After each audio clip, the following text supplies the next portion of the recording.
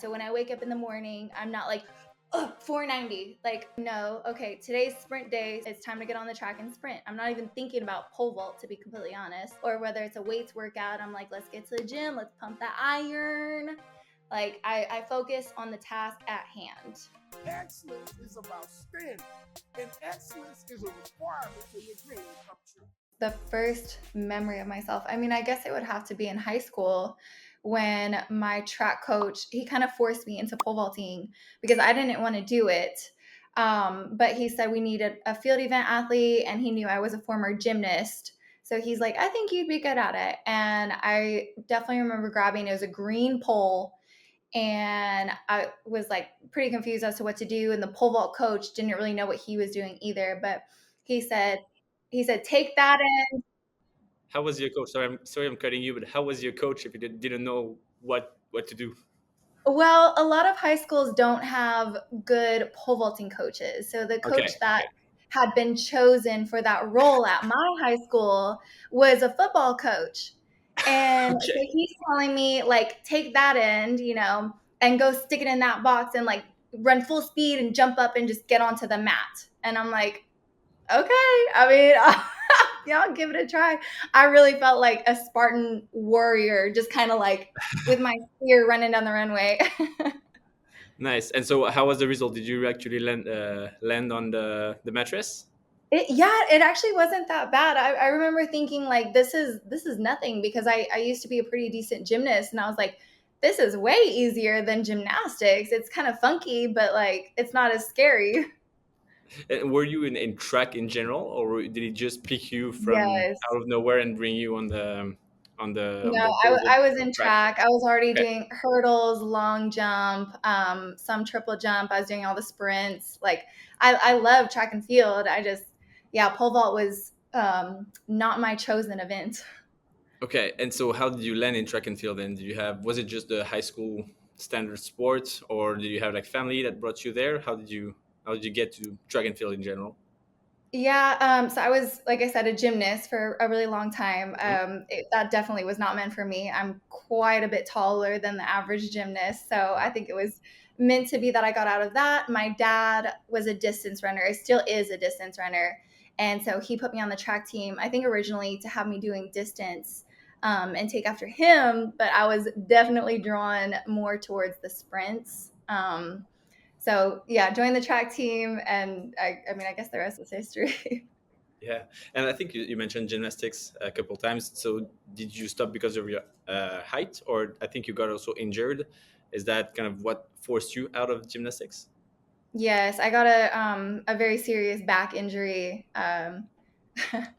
That's pretty cliche for a gymnast. There's a lot of gymnasts that get back injuries, but this one definitely forced me to quit the sport. And then like a year later, I had this crazy 6-inch growth spurt after the fact. So nice. And so were you like highly competitive already as a gymnast? Did you have like such high expectations of yourself making it to the Olympic team in the gymnastics on the gymnastics side, or were you just like a casual gymnast? No, I definitely wanted to go to the Olympics in gymnastics. I thought that was my path for sure to the Olympics. I've always been super competitive with any and everyone. So even in my family and whatnot, like we're a lot of athletes in my family. And so my dad pushed me really hard growing up when I was young. So I definitely thought my path to the Olympics was going to be through gymnastics. Okay, so how did you recover? You were young, right? 14 or something when you had I that was injury. 14. Yes. Was it some sort of a setback, like, looking back as an adult now? Did you have that setback? Oh, it's like a dream that falls apart, or was it more like, oh, well, I'll find something else? Well, at the time, it was, oh my gosh, it was such a heartbreak for me. I thought it was a huge setback. Um, I was really heartbroken over it. I just thought that was the end of the world, to be honest. Like, gymnastics was my whole life. And that, like, I didn't know how to move on from that, to be honest. I was like, there's never going to be another sport that I love as much as gymnastics. And it took me a year of physical therapy to before I was able to be competitive in any kind of sport. And do you think that injury also well, now looking back on the moment, no one wants to be injured, no one wants to get hurt, and it's always a setback in a sense. But looking back now, you think it's a blessing that it kind of happened so early that you kind of had to build some sort of a shield and just get used to, well, all the setbacks that end up happening over the course of a career? Maybe so. I don't know that I would call it a blessing necessarily, but I just know that everything that you go through in life, whether it's good or bad, it's kind of just what shapes you. So I know that Mhm. regardless of what it was to me, whether it was a blessing, whether it was a hindrance, I did learn from it, and it's kind of how I got to where I am today. Yeah. Okay. So going back to pole vault, you do that first jump where you somehow land on the mattress based on an unclear direction from a non pole vault athlete coach. Sorry. Um, yeah. Where did it bring you from there? Were you right away kind of in love with the sport, knowing it will be your stuff from now on, or did it take a bit more time, just again practicing casually before having those dreams of the Olympics again? Oh no, I still hated pole vaulting, to be completely honest. I thought it Oh was yeah. Okay. pretty dull. It was weird. It's such a weird sport. Even today, I'm like, this doesn't make sense. The physics behind this, it just doesn't make sense to me. There So are a back couple then, of disciplines. Oh, sorry, I'm cutting. There are a couple of disciplines in track and field that don't make a lot of sense. The 3,000 meter steeplechase. I had an athlete last week on the podcast. Like, just the steeplechase, the word doesn't make sense on a track. Plus jumping in a river, plus this. But pole vault is another one, right? There are a few stuff that are fancy, but then you kind of learn the story. I guess behind it, and it ends up making sense. And well, you've been there for years now. I mean, like I said, it still doesn't make much sense to me. I'm still trying to Okay. figure it out. But yeah, at the time, I did not fall in love with it. It was not love at first jump for me at all. It took quite a while to build that relationship between me and pole vault. Okay, and so when did you decide it was for you? Did it take 100 jump, 100,000 jump? When did you? Hundred When thousand, did you start hundred spending? thousand jumps, probably. I Yeah. thought I can say honestly that it wasn't until my junior year of college that I truly found like a real passion for the Yeah. event. Nice. And did you remember about like a tipping point or a specific event or specific mark that you cleared or something that shifted what you thought of pole vault? The tipping point for me was I was at university, and my freshman and sophomore year, I was a little crazy. I went a little wild. I mean, pole vault was just like while I was at college, but I was having fun doing other things. Anyways, the tipping point for me was I was losing. Like I sucked. I was so bad, and I was going to these competitions, and I was not getting anywhere near the podium. And being such a competitive person, kind of very suddenly for me, I was like, I hate this. Like I don't like not winning. And so I kind of just buckled down and started actually focusing and working hard. And I was like, I'm kind of good at this, and it blossomed from there. Okay, so now today, do you like this at least? Today I like this very much. Today I love it. Okay. It's definitely my, well, I wouldn't call it my soulmate for sure. But we have a very good, solid relationship. Nice. And so, what does it take for any person to be, well, first of all, a pole vaulter and then a good pole vaulter? What is it? What are the main strength that you need to have in order to compete? There's several. For one, and I was just having this conversation with my coach yesterday, but I feel like every pole vaulter just is a little off. You've got to be some type of crazy to be a pole vaulter. I don't know what type of crazy that is. I've got my own crazy, but you got to be a little off in the head. You have to be fearless, not necessarily fearless, but be have the ability to attack fear, regardless of how you're feeling about it. Yeah. Because pole vaulting is a very scary event. Um, and then just like the other thing is like I call it monkey strength. It's like that gymnast, ninja warrior type strength. So not necessarily in the weight room, like bench pressing 300 pounds, but you can do like maybe 300 pull-ups on a high bar. Nice. And I guess also pure speed. You mentioned that you were more into the sprint event and all that. And I saw recently Duplantis like running 100 meters or whatever against someone, and he's pretty quick, and you're probably extremely quick. You wouldn't Yeah. necessarily compete at the highest level on the 100 meter, for example, but you have to get that also just natural ability to run fast and on top of like attacking fear, like you said. Yes, I mean speed definitely helps. Like if you break it down physics wise, like more speed into takeoff equals more altitude that you're gonna get. So speed definitely helps, but there's quite a few pole vaulters who aren't necessarily that fast, but they're very powerful and strong. So Mhm. they're able to carry themselves down the runway really well. Nice. I read that you ended up liking pole vault because it's the closest thing to flying for you. Is that still the case? Is that how it makes you feel? That is still the case. When you pole vault right, when it feels good and you catch the timing and everything, and you come off the end of the pole, it absolutely feels like flying to me. And that's kind of why I've still been chasing it as much as I have, because I just chase that feeling at all times. Really, Yeah. there's nothing that really comes close to it. Did you try skydiving? Because that also I feels have like done flying. skydiving. Okay, I've so done then you I've done probably skydiving. have felt it as well. I've done skydiving and bungee jumping. Okay, so you've tried it all, and still pole vault remains your favorite. So I should try pole vault because I tried also bungee Yep. and skydive, Out of but not out yet of pole those vaulting. So three, out of those three options, like, yeah, I mean, pole vaulting, I've just done it more. But if I got the opportunity to go skydive as many times as I pole vaulted, that might be a little bit more dangerous. But I don't. yeah. Yeah, no, I would stick to pole vaulting. I would stick to pole Okay, vaulting. okay, perfect. So I have to try. It's the one that is missing for me. Um, so yeah, you said that you started taking it more seriously. That you saw that as you started working more, you got better at it. So that was the tipping point of like knowing and understanding that you could be great at it.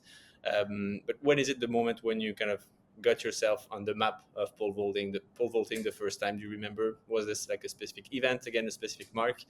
When is it that it became very serious and that you knew you would be like a international level athlete? Oh gosh, I didn't know that at all. My senior year at college is when I really kind of popped off. I started jumping really well, and then I won indoor conference, outdoor conference, went to NCAA nationals, and I was jumping very consistently. But I definitely had no intention and didn't have any idea that I would be competitive on a professional level. It was after I graduated from college, when my pole vault coach at the time, she said, "It's 2016. It's an Olympic year. Do you want to train another year outside of college and try and make the Olympic team?" And I'm looking at her like, I mean, why not? Like, I'll try. Like, there's no harm in trying. I'll give it a go. But I really buckled down that year and trained my ass off, just to try and reach that goal. And it was kind of surreal hitting it, because when I first hit the automatic, the A standard, like I was there, but it was like, how do we get here? So what does it really take? You said that person telling you you should try and make it to the Olympic, then you end up making it within a year or something like that. How did your Mhm. schedule? Did you focus 100% of your awake time on this, pretty much? Oh my gosh, yes. I mean, like, really, to be at that next level. And again, I was just having this conversation with my coach yesterday. But there's just so many sacrifices that you have to make, and you just in life, you just can't have everything.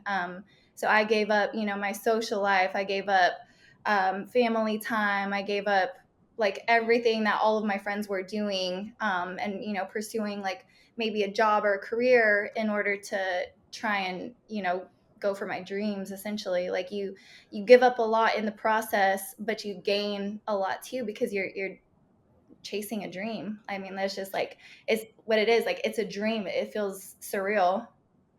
And is it the pinnacle as you get to the 2016 Olympics? Does it feel like the pinnacle of your career, or does it feel like the start?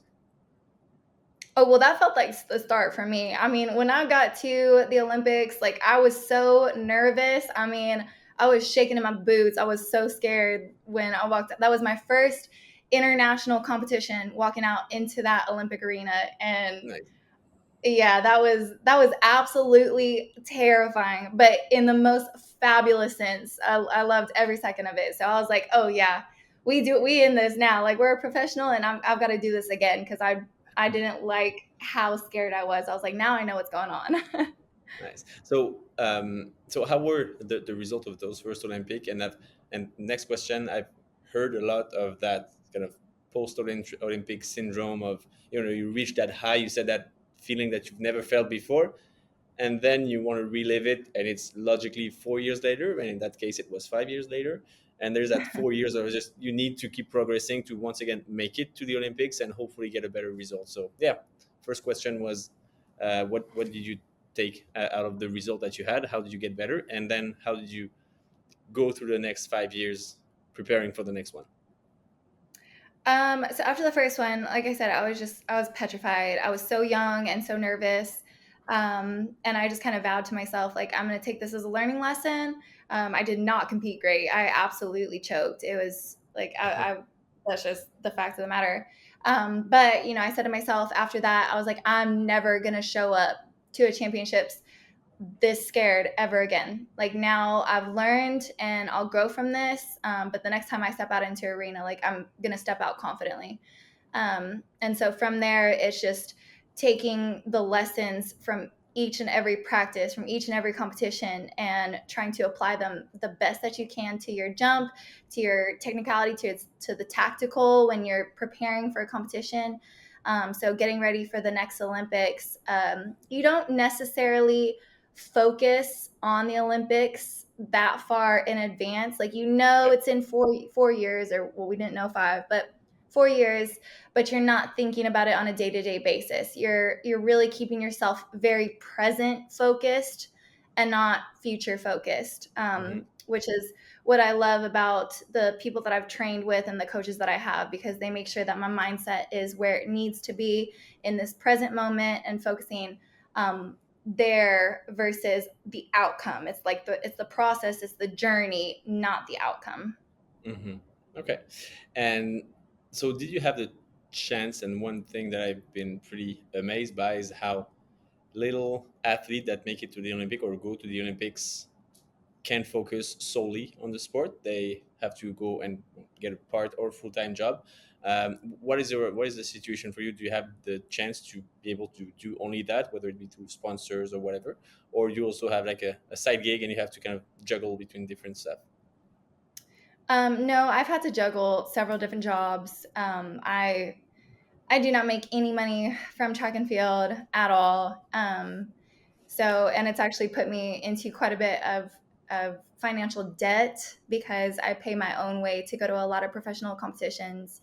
So I've definitely had to work very hard on that, like, whether it's part-time or full-time jobs, just to make money to be able to do what I want to do. And that makes it very tiresome, because I'm working a full day on top of training a full day. Mm-hmm. And I've never known what it's felt to be just an athlete and just be able to, like, lounge around until practice time. Like, no, I've got to get up and go to work, just to pay the bills.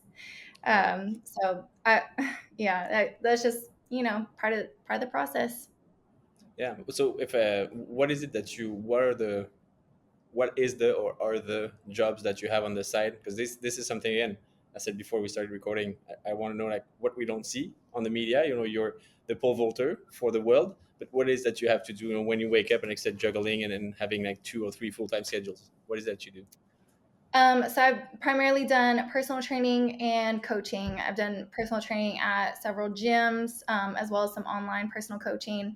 And then I was at my previous location, which I just moved from. I was a full-time coach, a pole vault coach, and I had, like, young kids all the way through masters, that I coach a few times a week. That and then I've been working with a management company for social media stuff. So, and, like, I have a love-hate relationship with social media, because it's exhausting in and of itself. But yeah, that's the main ones for me. Okay. Then a very wide and generic question, but I think it's the core of what I like to ask. What is it that burns inside you to keep you going? I have, like I said, a side passion for sports, so I do the podcast, but it's a couple hours a week. It's not exhausting, and I know I cannot really do more. But a person like you who has a full-time job, said full-time trainer, full-time coach, you also are a full-time athlete in a sense. And like you said, you don't make money off of it. You don't chase fame, or maybe you don't chase money, definitely. What is it that kind of sparks you and keeps you going day in, day out, year in, year out? That's a simple question for me. It's essentially that I don't feel like I'm done. I don't feel like I've tapped out the potential that I have. And I'm a person that like I love the grind. I love the daily grind so much. I like being able to push my threshold, and I love the pain of a good workout. That sounds so masochistic, but love the pain of a good workout. So I just don't feel like I've left it all on the track yet. Like I feel like I have room to go. And for me personally, like it is definitely not about the fame. I think if I had a pole vault session tomorrow and I jumped the best of my entire life, and I jumped the height that I personally think that I can jump, and I jumped it tomorrow at practice, I could be like, I'm done. Like I'm a happy camper. Like that's what I felt like I could achieve. I did it. I'm done. I could walk away from the sport, but I don't feel done yet. And is there that number that you think you would be done with? And I mean, and I like to compare with business. When you start a business, you can say, oh, if I manage to get 10 employees someday, I'll be done. But well, once you get there, you want more.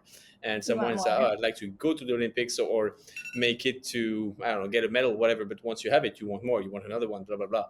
Do you really Mhm. think with that drive you have, with that competitiveness inside, that whatever that number that you might not have said that you think you can reach, if you were to reach it, do you think you would say, "Oh, I'm a happy camper, then I'm out"? I at the in the time, yes, I could be like, you know what, like I'm proud of myself, and I'm good with this. But knowing myself too, just like you said, it's like there's always gonna be another bar. There's always a higher bar. So as soon as I got there, I'm sure there would be something inside of me that's like, well, no, I mean, if you can jump this, you could probably jump this. So I can't really speak for myself right now. That's kind of hard because yes, I probably would start chasing a higher bar after I hit the bar that I want to hit. Okay, so what is it that now keeps you driving? Is it a specific number, a specific height that you will clear? Yes, there definitely is. I've had just about every coach in that's walked into my life tell me that I could always be a 490 jumper. Um, and so I refuse to believe that I cannot jump 490. Like I want to walk out of the sport with 490 next to my name. And so, how do you go about? That's a question I've asked a lot recently because I'm big about that on a personal level. How about like setting objectives, right? Because you said that 490 mark. So you don't wake up, and like you said, you don't wake up also every morning thinking about the next Olympics. So you don't necessarily wake up every morning thinking, oh, 490. So you have like a daily objective as every day when you wake up. Yes. Probably have like weekly goals, monthly goals, yearly goals. How do you go about that? Are you like very organized about this, about like crossing the box and stuff like that? How do you go about this? More or less. So, I mean, I've got my coaches handle the planning for me, but obviously throughout the year, I mean, you're always going to hit, certain bumps or adversities that you kind of like that weren't in the plan. So, one of my friends likes to say the plan is written in pencil. So it can always be changed. You can always kind of erase and go back and fix part of the plan that needs to be fixed, or alter it, modify it, whatever you need to do in that time period. Mhm. And like I said, I like to stay very, very present. So when I wake up in the morning, I'm not like, oh, 490. Like I know, okay, today's sprint day. So I'm waking up like, okay, today's sprint day. It's time to get on the track and sprint. I'm not even thinking about pole vault, to be completely honest. or whether it's a weights workout, I'm like, let's get to the gym, let's pump that iron. Like I focus on the task at hand. Nice. How how many more years do you think you can and want to go? You said, you have that objective, and yeah, you still have the energy and the drive and the power and the just the heart to keep going for 10 years. Oh, 10? Oh, no. Oh, Ah. no. No, no, no, no, no.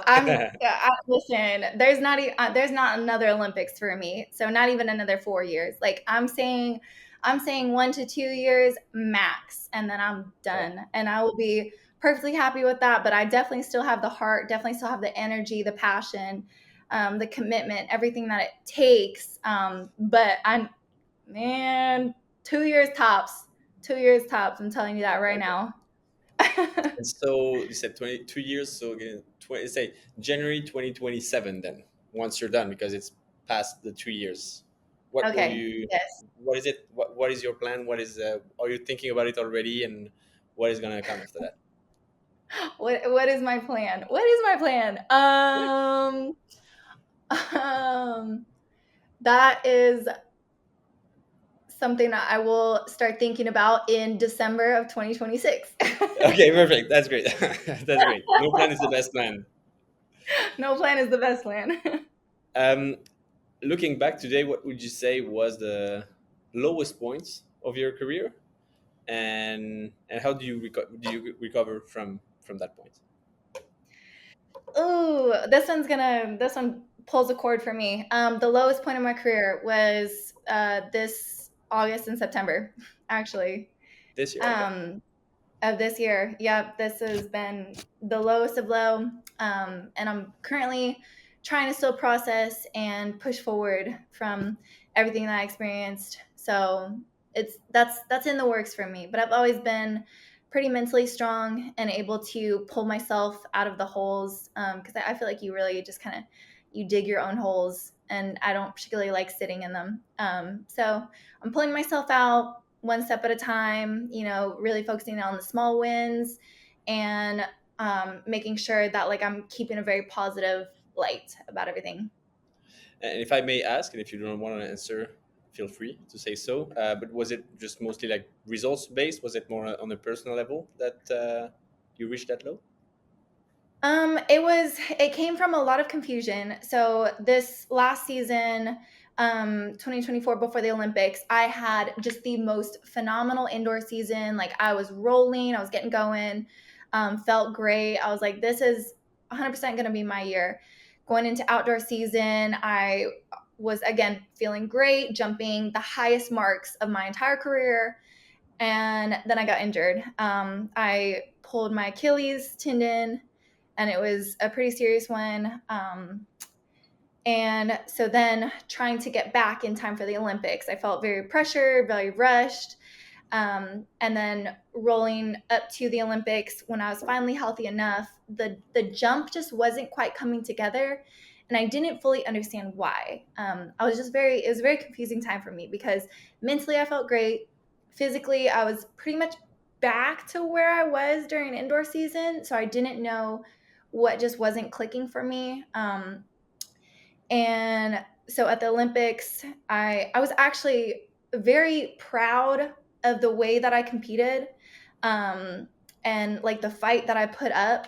I wasn't through. I was not happy with the results, overall, but I was proud of myself for the way that I competed at the Olympics. But then I got my funding taken away because I did not make the Olympic finals. And I went through a really tough appeal process, that made me really question myself, and how successful, or they made me feel very unsuccessful. So it made me question myself a lot. Okay, not fun.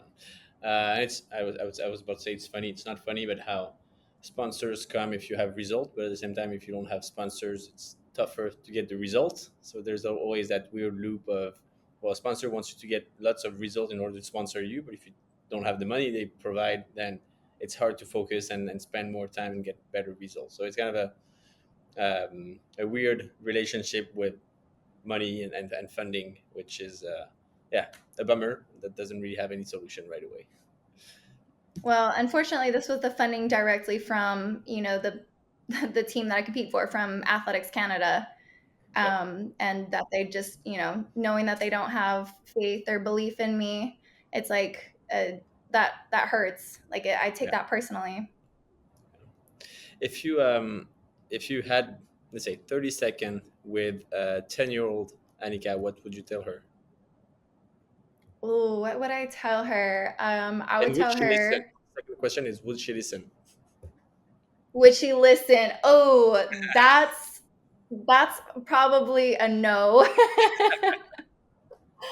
I would tell her not to overpluck her eyebrows because they won't grow back. And then I would tell her, you know what I'd tell her? I would tell her not to be embarrassed to work hard. And I know that's an odd thing, but I've always enjoyed like just working as hard as I possibly can. Like I said, pushing the threshold, even when I was real little. And I had other people on my team that would, try and like hold me back or make fun of me, Mm-hmm. like working hard was embarrassing. And like that's so stupid. That's so dumb. So I would tell her not to feel embarrassed by that and to just work your ass off and laugh in their face. Nice. Who's one athlete you know or know of, whether it be in track or in pole vault or just something completely different, that you think would have a great story to tell, just like you here on the podcast? Oh my gosh. I mean, I feel like every athlete's story is so interesting. Oh, good Lord. Specifically Canadian or like No, anybody? anybody. You know who I really look up to is Maddie Price. She is she's a 400-meter runner for Canada, and she's battled with some of the same things I have, whether it's been injury or whether it's like chasing marks or and whatnot, and also trying to work like part-time jobs. It's just like she's really fought the fought in her life and made big moves and changes in her career just to like in order to try and be successful in the sport. So I'd say probably her. She's great. So you should listen to, I'll tell you which episode, because she came on a few Oh, did months you ago. really? Oh my gosh. Yes. Well, there you go. I can't remember the date. I'll find it and send it to you. But yeah, she did come, and I do remember, being wowed also by how she struggled and all the stuff she went through. Awesome. Yeah. Um, Last question is right behind me. I have that wall in my room where I hang a few stuff from athletes. You see a few track and field stuff from also Aaron Yes. Brown right there. Is there anything that you think, not a poll because that there's no way it fits here, but yeah, anything from your career, any gear that you would have and that you could hand over so that it ends up here on the wall? I am sure that I can find something. I've got two ginormous, like big Tupperware things filled with memorabilia over the Nice. years. Like, so I'm sure I can pull something out. Perfect. So I'll send you like a pre-labeled stuff. So whatever you have will well, it's actually not just that wall. That the other walls in the room are starts to fill up. So perfect. If you can send anything, that will be wonderful. Yes, that'd be great. It'll be after Christmas, but yes, Oh I yeah, can definitely no do that. rush, no rush. What can we wish you? Pardon? What can we wish you now? Oh, where? Like, wait, like where do I live or like my socials? No. As I said, what can we wish you in the Oh, near what can future? you wish me? Oh, Yeah, you could wish me health. Every year I say a prayer and it's that like please may I get through this year healthy. Please may I get through this year healthy. So you can just wish perfect. for overall health and Sweet. that's it. We will. Awesome. And so then, where can people follow you? You mentioned socials and stuff. So where are you active? On Instagram at flygirl93 and TikTok at flygirl_93. What's the story behind the name? Fly, okay, and 93. Well, we won't talk about the 93. That may or may Okay. not be my birth year, but we're not gonna do the math on that age. Oh, so we're the But same. Oh, we're the same year. Yeah, 31. Yeah, perfect. Okay. I'm 93 too. Okay. May or may not be the birth year. May or may not. may or may not. Okay, Okay. but the fly girl, funny enough, was my roommate in college. I had refused to make an Instagram. I was like, this is gonna be so lame. I don't want to make an Instagram. My roommate, was saying, well, we're gonna make you an Instagram because I need to send you stuff on there. Anyways, so she was like, I'll create it for you. And she was not a track athlete. And she was like thinking about usernames, and she's like, well, you're a pole vaulter and you're pretty fly, like you're pretty cool, let's go with Fly Girl. And I was like, sure. But that actually ended up kind of being my identity. Like Yeah. a lot of people just call me Fly Girl instead of my name, which I'm totally cool with it. Like I'm here for it. So yeah, Fly Girl just became my brand. I've heard worse nickname than Fly Girl, so definitely you can probably live with it pretty comfortably. Yeah. Yeah, pretty comfortably. Awesome. Thank you so much, Anicka. I won't take more of your time. We wish you health then, mostly, and hopefully Thank you. a bit more progress in the upcoming 48 months. No, Thank you so 24 much. months. I really 2 appreciate years. it. 2 Thank years. you. Yeah. Cheers. Bye bye. Cheers.